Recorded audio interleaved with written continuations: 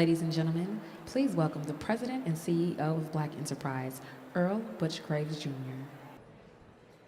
Good morning, ladies, and the few gentlemen that are here. Did everybody enjoy the Legacy Award winner last night? Well, I see you didn't stay out too late because the crowd is full, and you're going to have a truly, truly magnificent day today.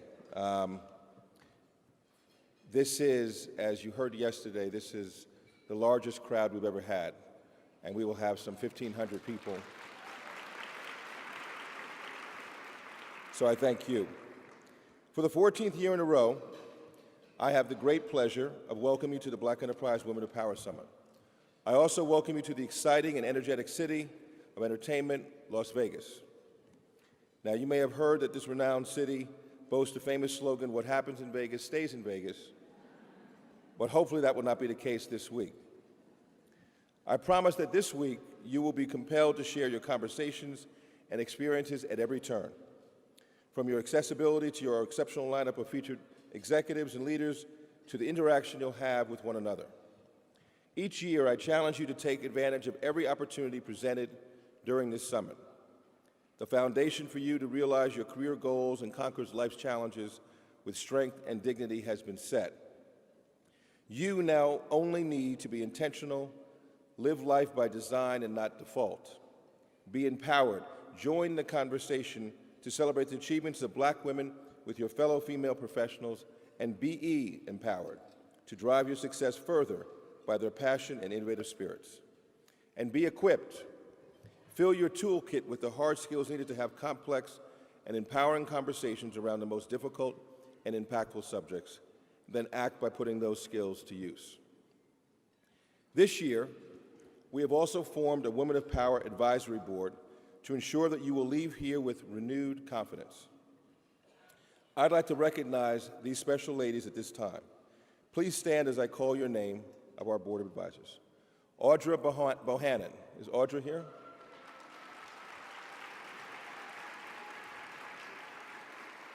Andrea Clark Rogers Varnado.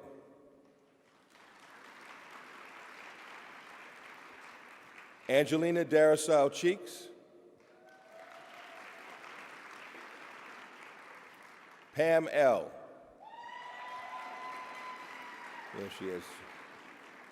You made it up, Pam. We were up late, so I was a little surprised. Carla Harris. Where's Carla? Thank you, Carla. Now, I always mess up this first name. Desidra Jr.? Did I say that right? All right, say it. Well, say it for me. Okay, this is the African-American way of spelling it, but Deirdre. There is a simpler way to, but okay, Deirdre. Cint Marshall, of course. Where is Cint? Well, she's in the back. Well, she's in the back, but she'll be out in a minute. Rochelle Parham.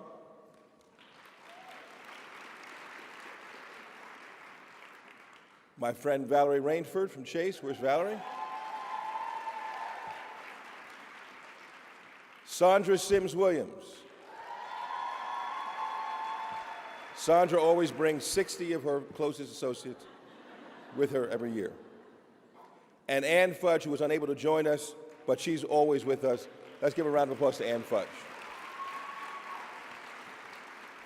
Thank you, ladies, for sharing your knowledge and experience on behalf of all of us gathered today. This has been very special. Thank you very much, ladies, again. Lastly, we invite you to network and share your experiences through social media using the hashtag BEWPS. That's hashtag BEWPS, because it's your voice that will resonate long after the summit has ended. On behalf of Black Enterprise, we thank you for being here, and again, take full advantage of all that has been planned for you and enjoy it all. Now, just before we move into our program, I'm happy to share the latest Black Enterprise venture with you. Last September, we entered into a partnership with TDJ Enterprises and its noted CEO, Bishop T.D. Jakes, to present Soar Empowerment, a one-of-a-kind event series for individuals focused on maximizing their earning power, gaining optimal health and spiritual well-being while creating multi-generational wealth. Please take a look. Are you ready to ignite your passion? Dina speaking. Can I help you, please? Flee the nest of your current day-to-day comforts and securities and unleash your limitless potential for wealth creation and financial freedom? Has your life plateaued? And is your vision to reach beyond the norm to achieve success slowly fading away? Then the Soar Empowerment Series has all the answers you've been looking for.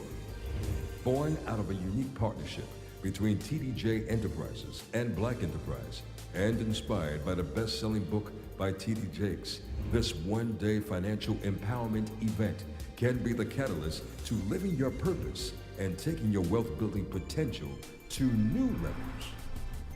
Join world-class financial experts, powerful business leaders, proven wealth creators, and top celebrities for a life-changing experience.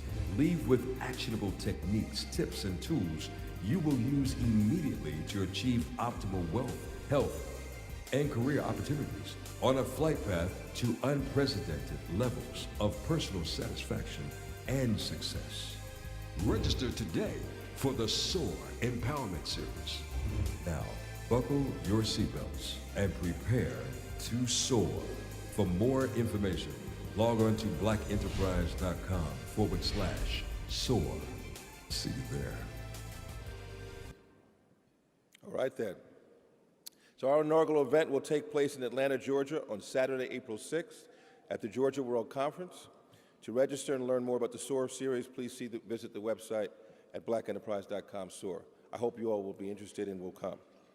It is now my pleasure to recognize and welcome ADP, our host sponsor for the 4th year in a row of the Women of Power Summit.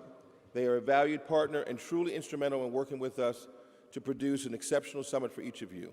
Please join me in welcoming back the President of National Account Services for ADP, Ms. Debbie Dyson.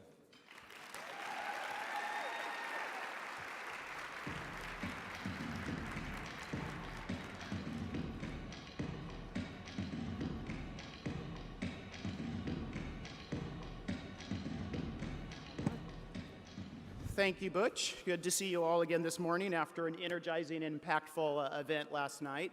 And yes, this is Macy's once again.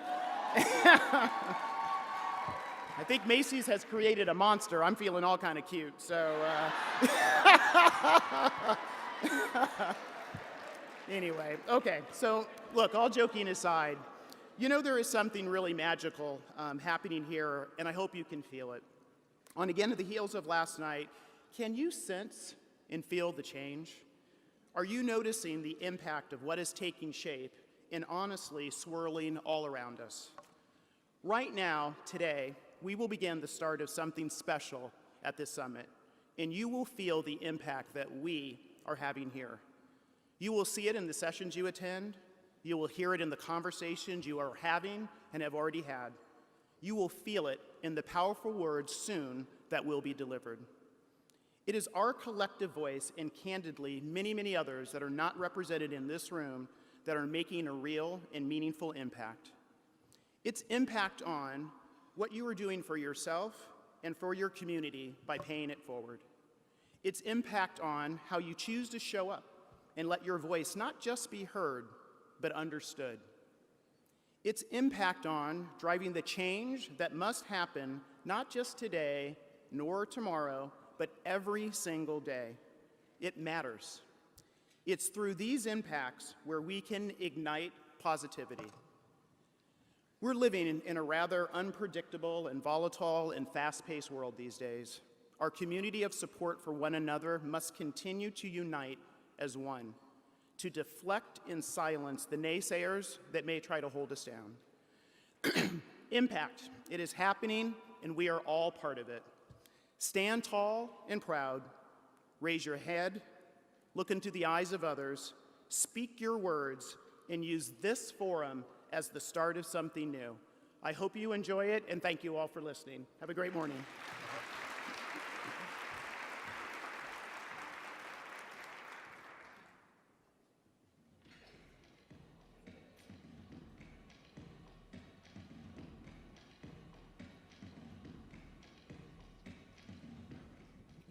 Okay, ladies. If you were charged with assigning a theme to this morning's stellar lineup of speakers, we would simply title it First. We honor a culture where God is always put first. So it's only fitting that our first featured speaker is an anointed woman of God. Her story was so eloquently shared last night. The historic election of Bishop Vashti Murphy McKenzie as the 117th elected and consecrated bishop of the African Methodist Episcopal Church in the year 2000 represented the first time in the over 200-year history of the AME Church a woman had obtained the level of episcopal office. I have no doubt that the word she brings to us this morning will certainly be powerful, and she is a truly dynamic woman. Let's rise and once again celebrate. Put your seatbelts on. The recipient of the Barbara Graves Legacy Award and this morning's keynote speaker, Bishop Vashti Murphy McKenzie.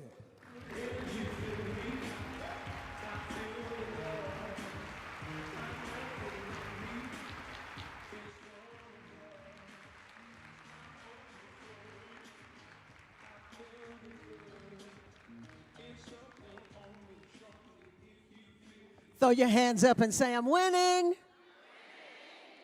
Good morning.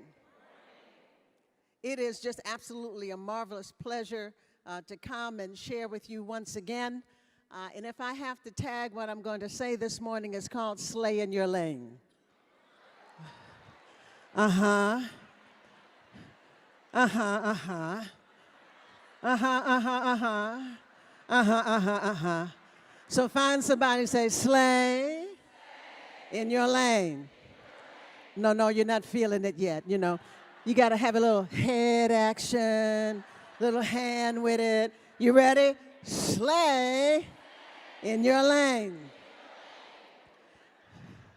Every day, we must remind ourselves of the potential and the possibility that we are the ones who are called to change the world. Every day.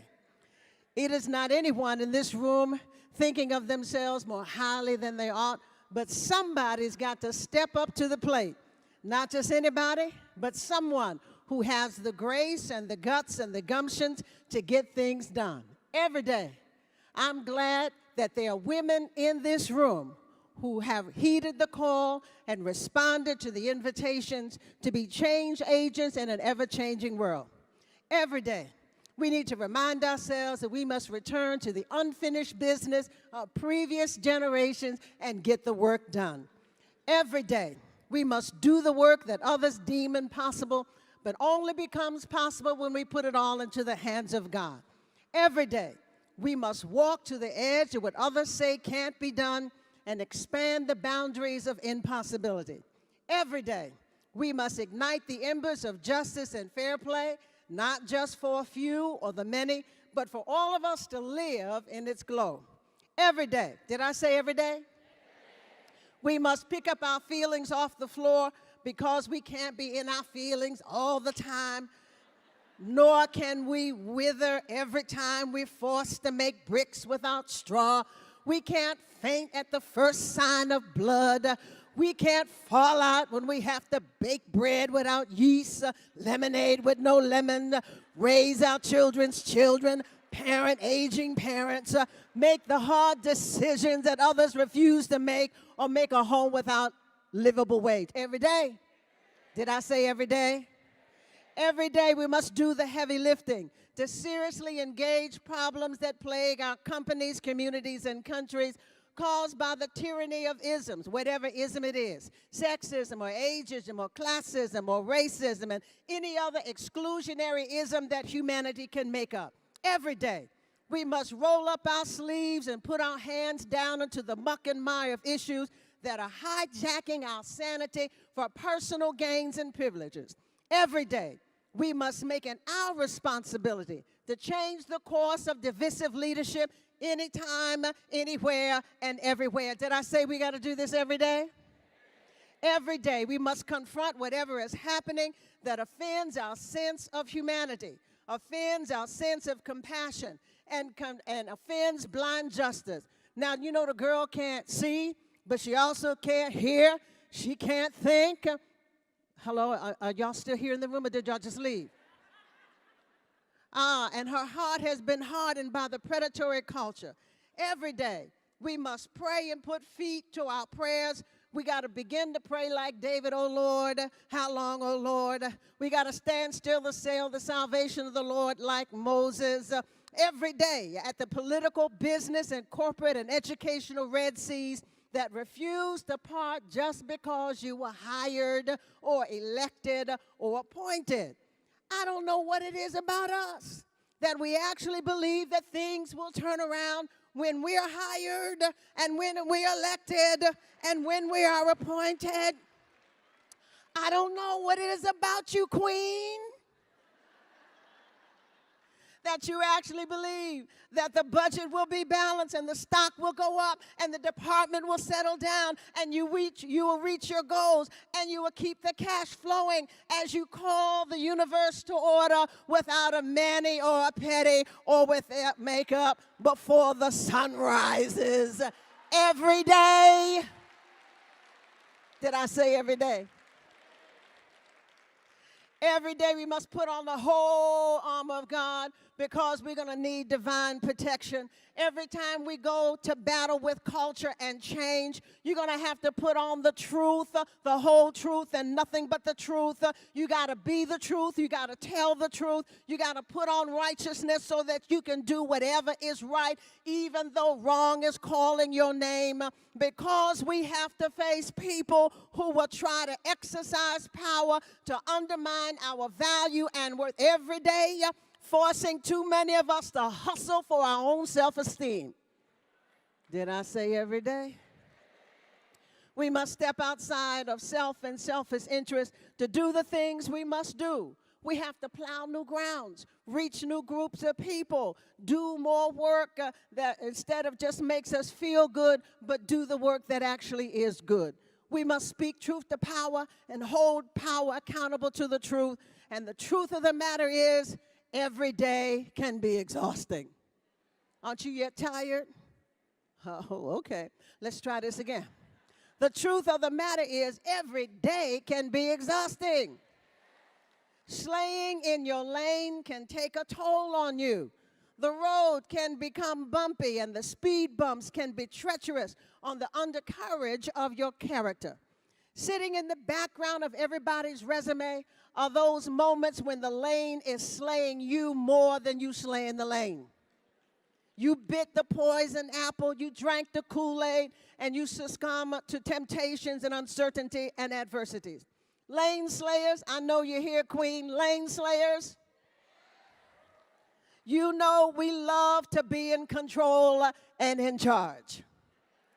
Yeah, we do. We like to be in control and charge of people, places, and things. Go ahead, raise your hand. We like to organize absolutely everything. We like to keep a tight rein on everything coming and going and going and coming. Tell your neighbor you can do better.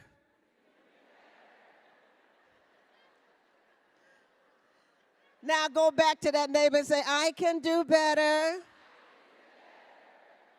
How can I do better? You can do better by stop beating up on yourself. It's not working and hasn't worked for a long time.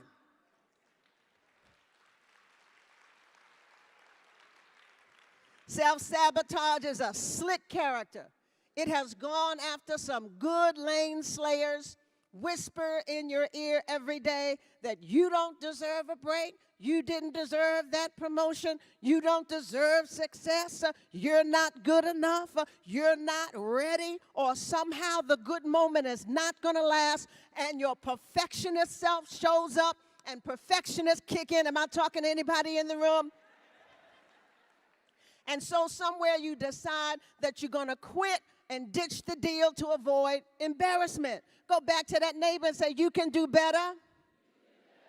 Come on, lane slayer. You can change the channel that keeps telling you that if this stuff works out, your success might overshadow your best friend, your spouse, your parents, or your partner. Go back to your neighbor and say, you can do better. You can do better, lane slayer. You do not have to be the office dumping ground. How did you wake up in the morning and become the office fixer and the family fixer and the friend fixer? How come you are the go-to gal for other people to dump their emotional baggage all over you? I know you're in the room.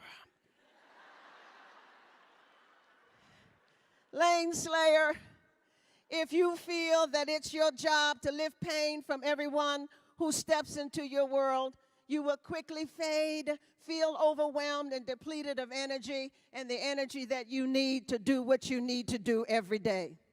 Lane slaying can wear you down because we want the success, the dream, the vision, the project, and the promotion, sometimes more than we want the skill we need to do it or the necessary work to get it done. Every goal requires certain skills. Every dream demands gifts.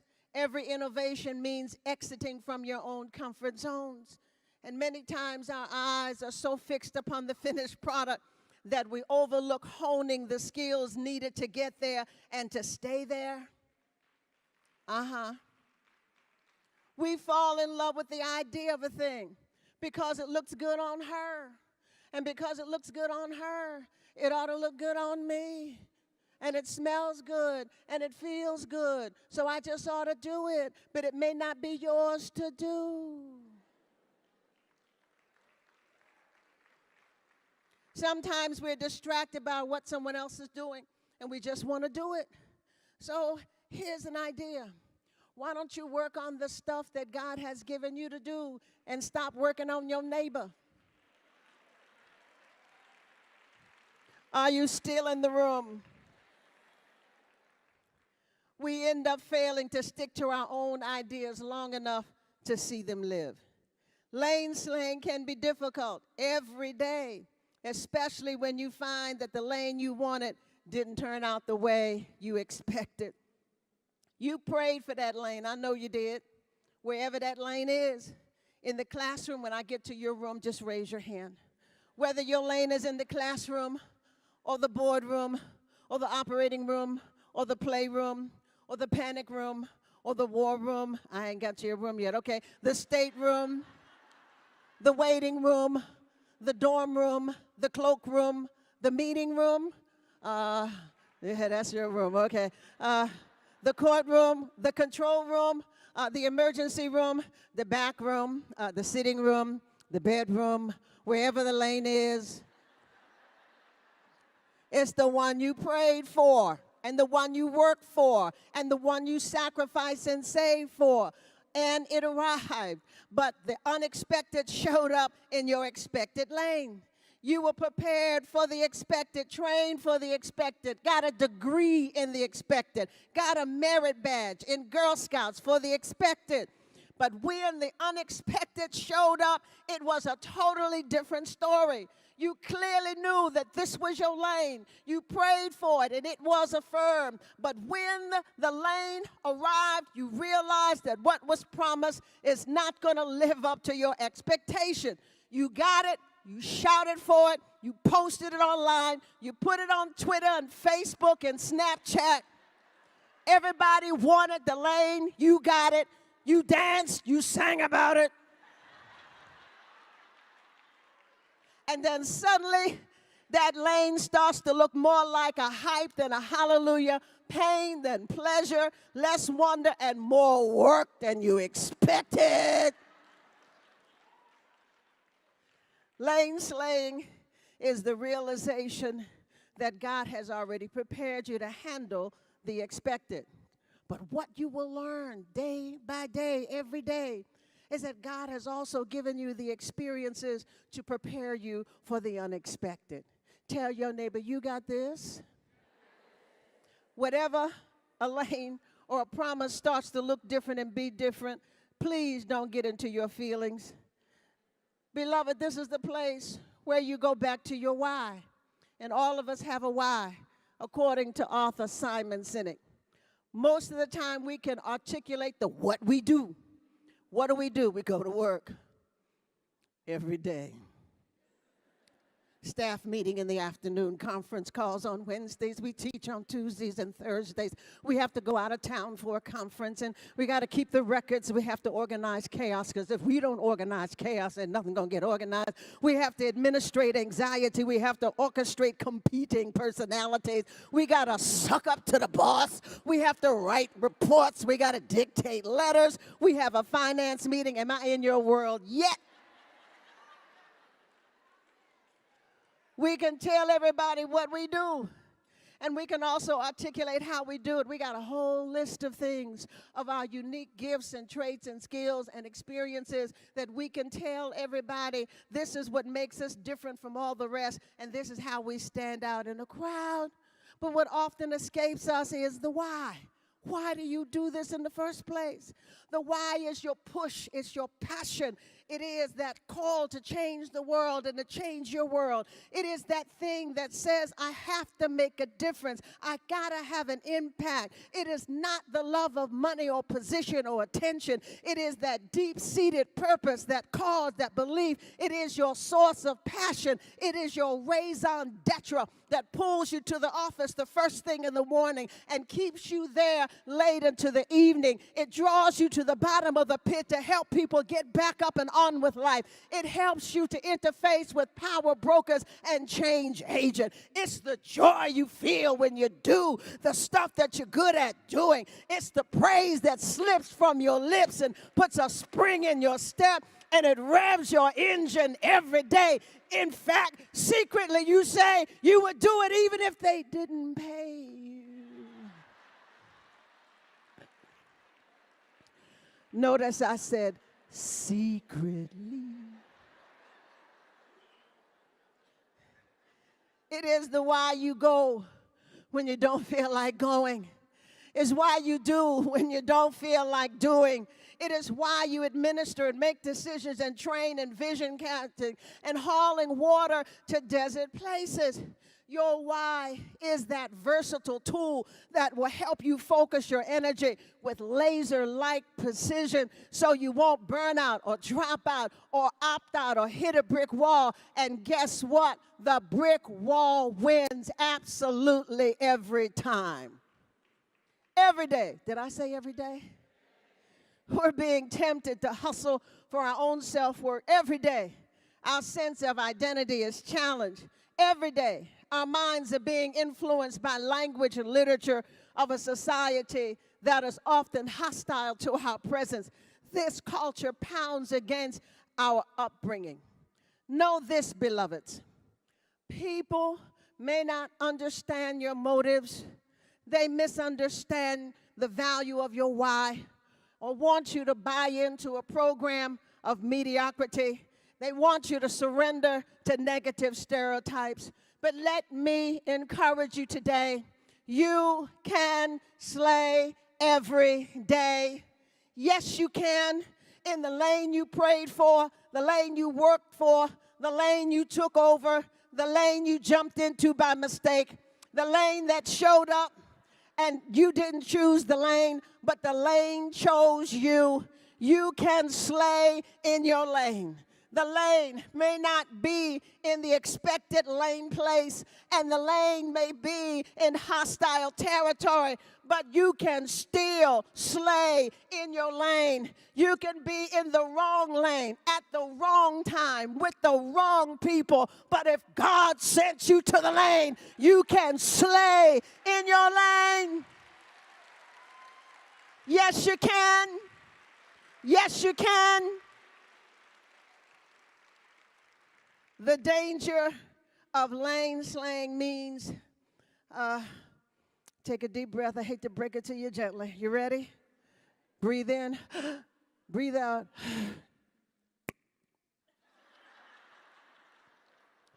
Everybody won't be happy with you slaying in your lane. You figure that out yet?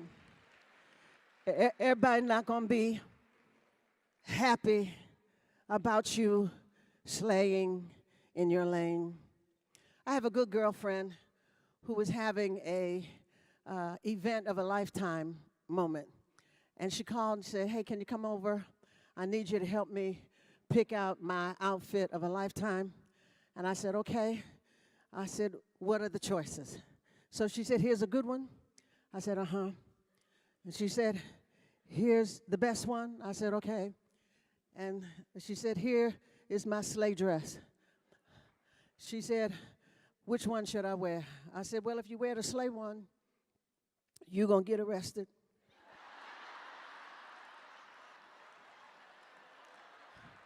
Yeah. Sure enough. So she says to me, well, then I'll wear the best dress.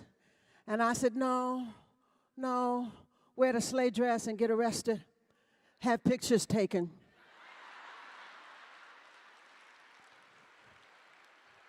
And so she looked at me, you know, with questions all over her face and like, why am I going to do that? I said, because, girl, one day, this ain't coming in, it's going out.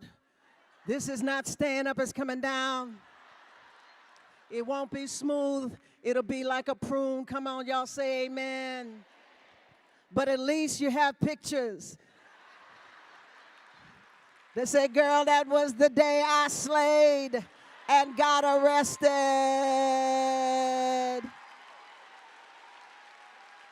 Go ahead, tell your neighbor, slay in your lane. Slay in your lane. Woo. Y'all all right? Y'all still with me? Y'all still here? This is how you can slay in your lane. Are you ready? Y'all ready to write stuff down? All right, this is how you slay in your lane. Stay focused. Tell your neighbor, stay focused. The ground may shift, the landscape may shake, dust will rise, the future may dim, but you keep your eyes on your own prize, keep your hands on the wheel, and your faith in a power that is greater than you. Stay focused. Tell your neighbor, stay focused. Without becoming complacent. Augment your why with a personal vision statement. A personal vision statement forces you to clarify as briefly as possible your deepest values and aspirations. It imprints your values and purposes in your mind so they become a part of your everyday. Write it down, tape it to the bathroom mirror or the refrigerator door, depends on which one you look into the most. It will help you to integrate the values that you say are important into your weekly planning. You value compassion. Where does compassion show up in your everyday? You say you value respect and the dignity of all human beings. Where does that show up in your investment portfolio? You say you value truth and honesty and integrity. Where does that show up in your corporate policy and praxis? Every day. Stay focused. Y'all got real quiet. Stay focused and watch out for sloppy. There is no excuse for sloppy slaying. Sloppy slaying is overvaluing expertise and undervaluing relationships. Sloppy slaying is building relationships without learning how to leverage relationships. Sloppy slaying is failing to make allies when you first walk in the door, or confusing good allies as good friends. Sloppy slaying is trying to do your job perfectly. And it's good to do your job as best as you can. But sloppy slaying is refusing to analyze your position for future long-term gains. Focus lane slaying is not reliving your failures forever. It comes a time to close the door. It comes time to walk away. Playing small or thinking that everybody will notice your accomplishments is sloppy slaying. Everybody around you is not looking at your accomplishments. So you're going to have to learn how to toot your own toot at tootin' time. Hello? Hello? Let's try that saying without messing the T's. Repeat after me. Let's try to toot our own toot at tootin' time. You did well. You did very well. I'm proud of you. You have to choose your voice and words carefully, but don't forget to toot your own toot. Slay doesn't sit back to see which way the wind is going to blow, but slaying in your lane is a sister who knows how to adjust the sail to run with the wind when the wind blows. And slaying in your lane is the sister that knows how to create her own windstorm. Slay doesn't catch as cat can, or throw in the towel, or quit on ideas, or back up from the edge of living. Slay in your lane means being proactive instead of reactive. Slay, are y'all still here? Slay is proactive instead of reactive. You understand that both words have a root word that's active, and they have one a prefix, one is pro, and one is re. You did pick that up, right? Right, of course you did. It's the prefix that makes all the difference in the world. What happens in front of the action, in front of the word, that changes the meaning of the word. One anticipates, that's proactive, and the other waits, that's reactive. One works to minimize the effect of an event, that's proactive, and the other needs a push to tackle the task, that's reactive. One develops a policy, that's proactive, and the other waits for a complaint to develop a policy, that's reactive. One builds a fence at the top of the hill to keep people from going over the edge, that's proactive, and the other sends first responders to the bottom of the hill after people fall off the edge, that's reactive. You can slay every day when you stay focused not on sloppy, but on proactive, and have a fearless slay. Fearless slay is the understanding that we will not always serve in environments that are supportive of our leadership or character, and that we will find hostile faces and places every now and then. And there may be conflict. And guess what? All conflict is not gender related, but conflict is often about power and authority issues. Who is in charge? Who's in charge of the office? Who's in charge of the department? Who's in charge of the company? Who's in charge of the house? Who's in charge of the relationship? Who's in charge of the business? Who's in charge of the community? Who's in charge of the church? They are glass house issues. Yes, we live in glass houses. And everybody has something to say. Everybody has an opinion every day about you. Every day. Did I say every day?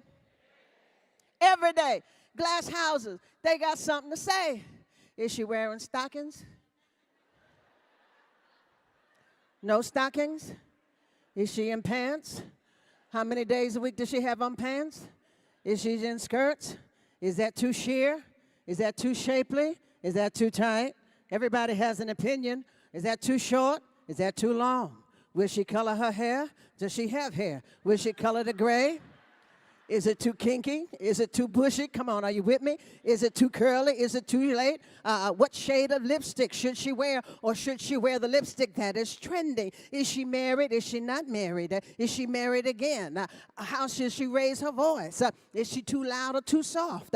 How's she raising her kids? Those are glass house issues, and you have to deal with it every day. No, you cannot do everything the brothers can do, and and get away with it.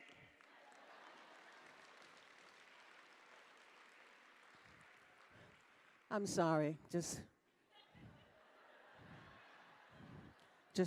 got lost up there for a second. And there are glass ceiling issues that are erected and maintained in every industry by the status quo. In order to slay in your lane, you'll have to face the challenge of never being too overwhelmed or too stressed or too tired or too hungry to miss when your character is being challenged. And your character will be challenged.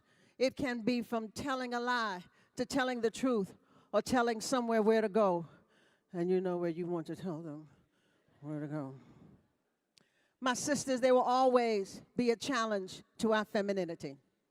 You can slay in your lane. Yes, you can. You got to stay focused. Don't be sloppy. Stay fearless. And finally, stay committed. Slay in your lane is being committed with confidence that no matter where I am, it's going to work out all right.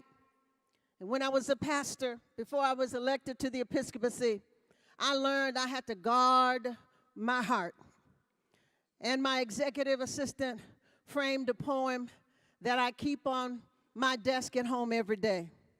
And it goes something like this: God, give me due respect for the abilities you have given me. Don't let me sell the gifts you've given me short, and don't let me cheapen your design. Don't let me bury my talents through indecision or cowardness or laziness, but plant in me the necessary determination and keep me at it. Rouse in me the fires of dedication, keep me at it.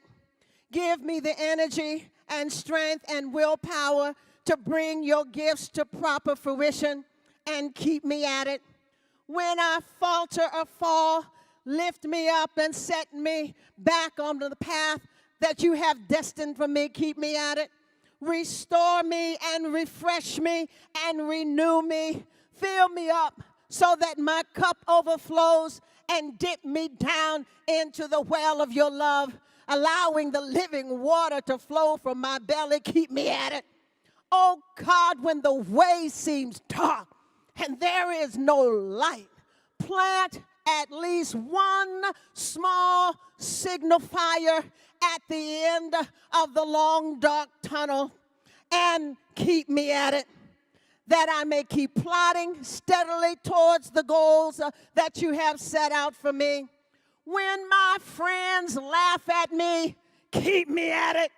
When people tempt me away from my gifts, my call, my family, my life, my love, keep me at it. When others scorn what I have produced, let me not be discouraged, but let me stand one more time and keep me at it. When those who have tried and failed, or those who have never tried at all, let me not give my power away to those who have quit on their dreams and want to make me quit on mine, but keep me at it. When they are envious and indolent, and when such people will hurt me by spiteful words or actions, let me not be bothered. Return me to my task and keep me at it. Let nothing really matter but these precious gifts and love you have entrusted to me. For their sake, let me be willing and proud to make a lifetime sacrifice so that I can change my world and change the world. Oh, God, keep me at it.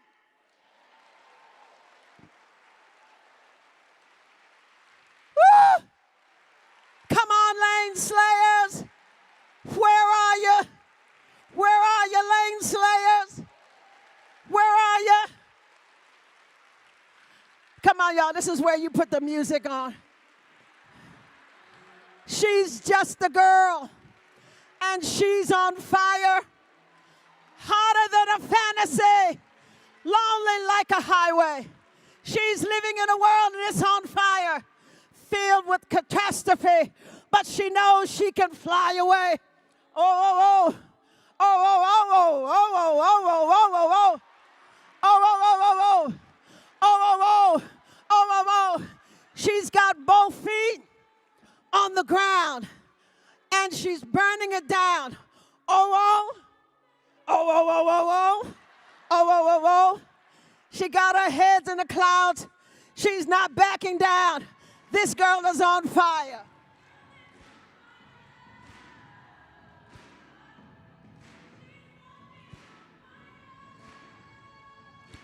Come on, lane slayers. Come on, where are you? Quick, come on. All the lane slayers right here, quick. All the lane slayers right here, quick. Come on. All the lane slayers right here, quick. All the lane slayers right here, quick. I see you. I see you, queen. I see you. I see you, girl. Woo! Woo! Come on, here we go. To the left, to the right, to the front, to the back. Come on.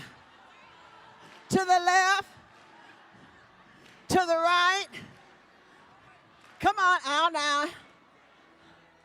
All the way around.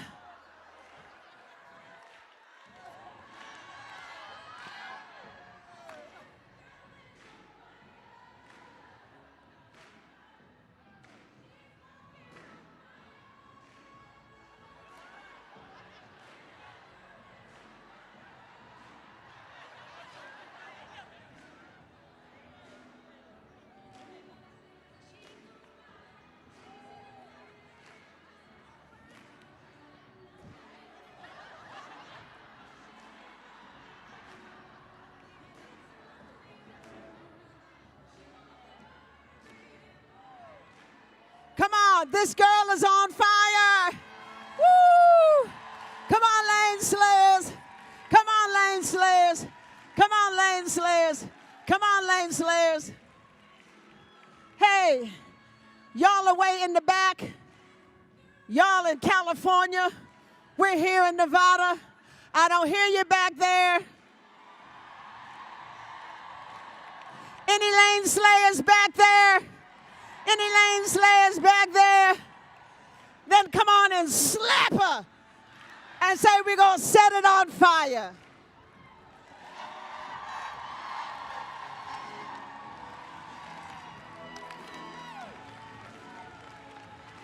Oh,